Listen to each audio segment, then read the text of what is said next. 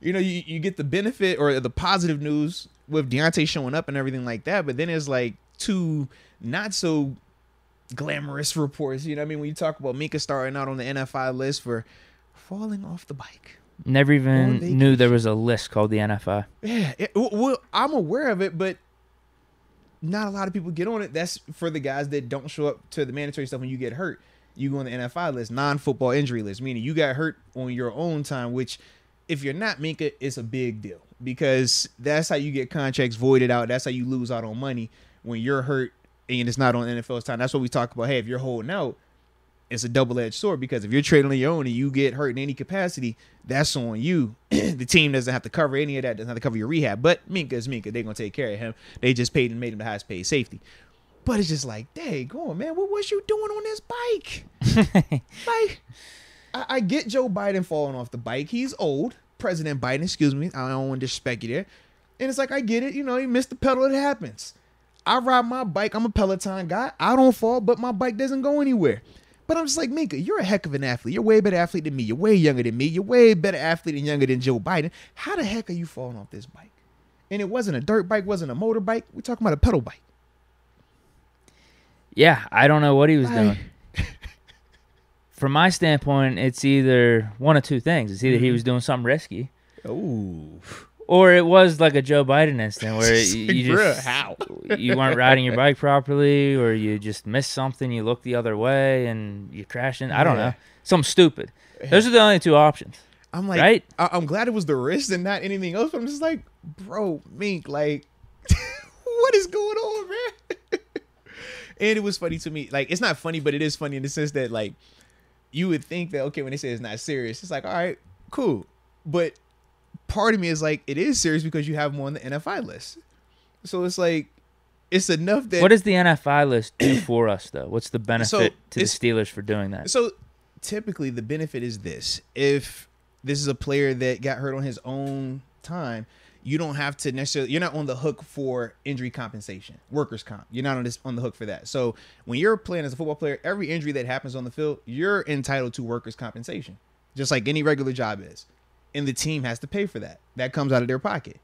Every player knows that, or they should know that, and the team understands that, which is why it's important that if you're getting hurt in any capacity, it's while you're there.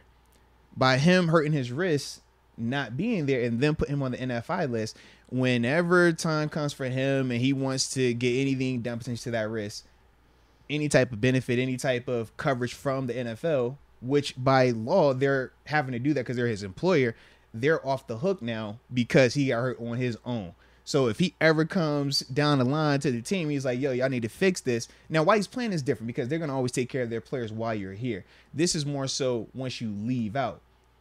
When you're trying to get that risk taken care of 10 years, 20 years down the line, when you're trying to do anything to fix that part of it, they're going to be able to look back and say, well, hey, man, we can't 100% say that what's going on with your wrist is solely because of football.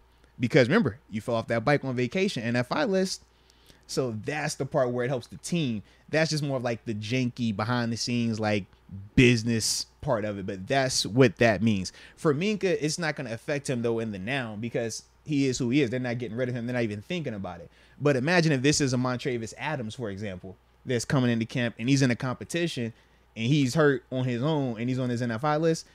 Now they looking at you a little bit like, I don't know, this could be bad for you. It's also going to open up another opportunity for somebody else as well because they're going to be able to get those reps while you're not out there. And while you're on the NFI list, if I remember correctly, it doesn't count on the 90-man roster either. So if you needed to bring in a guy because it's going to be a longer term, think like the PUP list, right? The PUP list, where those guys are up there for usually a couple of weeks at a time. You're able to bring in another guy to not hurt your roster. Whereas if you don't put them on a list, you can't bring that body in there, but that body isn't practicing because it's hurt.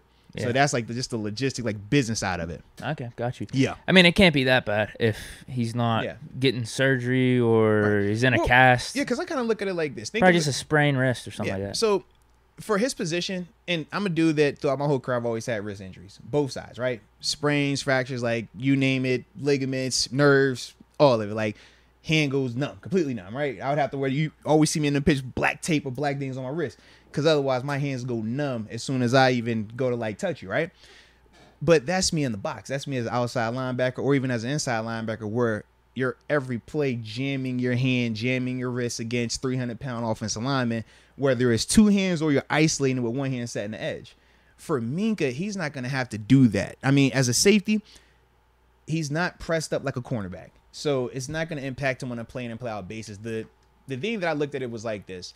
It's more inconvenience than anything because this is supposed to be where you're feeling your absolute best. Because once the pads come on, you're only going downhill. Regardless of how much we lie as players and say, oh, we feel great, best. Hey, man, I feel 100%. And it's December. It's like, no one feels 100%. You're starting out at 100% yesterday when they first showed up. Every day from there is going to go downhill. Now, you're hoping that it's slow, but it's going to go down. That's just the reality of it. That's why when the offseason hits, guys have to give their time, like give their bodies legitimate breaks. Well, for Minkah, it's like, okay, it's not significant, but it's going to keep you from being at 100, right? It's going to have some type of something with you. So you just got to know that, all right, what's the plan for managing it? Because I'm sure there's going to be times where, hey, it's going to be a game where he might fall on that wrist awkward. Might re-aggravate it. It's going to be a time where, okay, he might be having to go make a big hit on a running back that just shot up through the hole. All right, what's your decision? Are you going to try to protect that wrist because it's kind of nagging? Or are you going to still put it out there and do what you need to do? Those are some of the things that when I think of the potential negative from it, like what could come of it. But once again, for Minkah, we're hoping that none of that even happens, right? That this is literally just as simple and clean as give him a couple of days, whatever he's dealing with is over and he's good to go.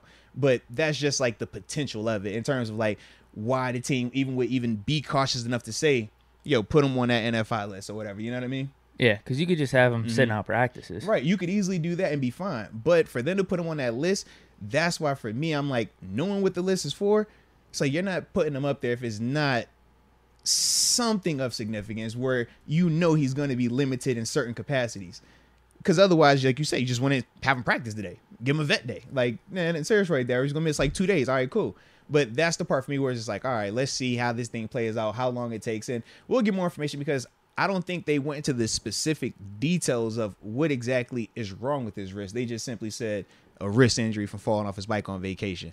Man. But as a whole, man, I don't think it's nothing that we should be overly panicked or worried about. I just think it's something that for me personally, I look at it a little differently just because I know what it feels like. You know what I mean? But as a whole, I don't think it's going to have a crazy impact on Minkah. For sure.